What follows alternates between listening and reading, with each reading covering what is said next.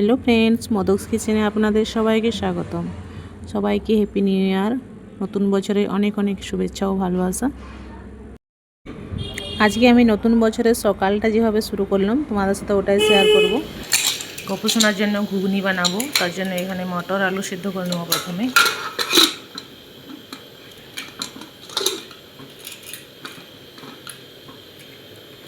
একটা সিটি দিয়ে নামিয়ে নেব। আর বানাবো লুচি, তার জন্য আমি এবার আটা ময়দা সমান সমান নিয়ে লুচির আটাটা মেখে নিচ্ছি। ঘি ময়ানে দিয়েছি, এটা খুব ভালোভাবে মেখে নেব কম কম করে জল দিয়ে। ছোটা লুচির আটাটা আমি খুব ভালোভাবে মেখে নিয়েছি। এবার প্রথমে আমি এগুলো লেচি কেটে নেব, দিয়ে বেলে নেব। আটাটা খুব ভালোভাবে সিদ্ধ হয়ে গেছে।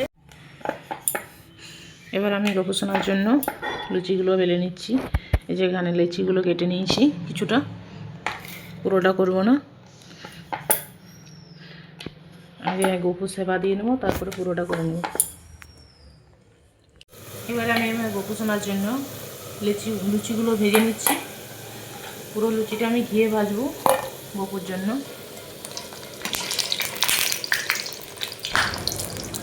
লুচিগুলো ভাজা হলে ঘুগনিটা বানিয়ে নেব। বন্ধুরা, এটা আমি বাড়ির তৈরি পিওর গাওয়া ঘিয়ে লুচি বানিয়ে দেখাচ্ছি। গপু আর অন্য ঠাকুরদের জন্য আমার সব লুচিগুলো ভাজা হয়ে গেছে। দেখুন বন্ধুরা, দেখতে কত সুন্দর হয়েছে। ঘিয়ে ভাজা লুচি খেতেও খুব টেস্টি হয়।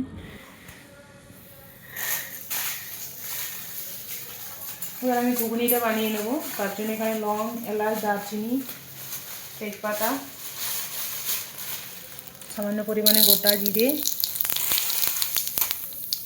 আদা, টমেটো,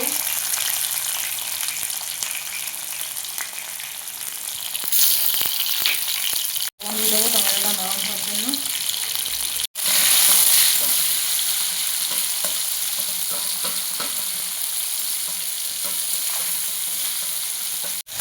আমি এখানে ঝালের জন্য 4টে কাঁচা লঙ্কা দিয়েছি।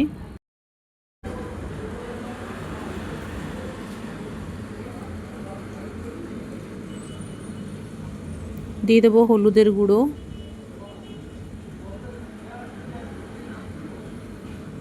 হলুদের কাঁচা গন্ধটা গেলে এর মধ্যে দিয়ে দেবো জিরে গুঁড়ো, ধনে গুঁড়ো।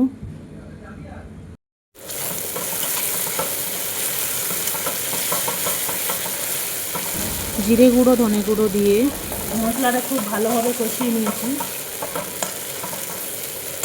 সেদ্ধ মটরটা দিয়ে দেবো।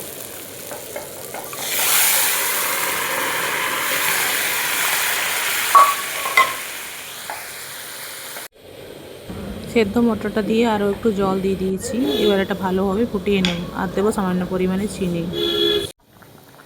ঘুগনিটা আমার হয়ে এসেছে। দিয়ে দিচ্ছি ধনে পাতা কুচি, ফ্রেশ ধনে পাতা।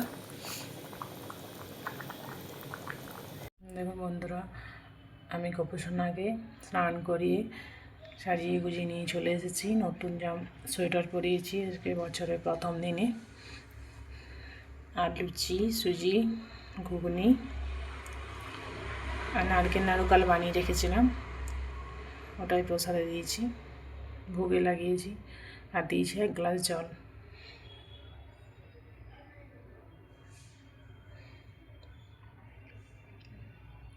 তো এখানে সেবা দেওয়া হয়ে গেলে আমি যাব কৃষ্ণ মন্দিরে।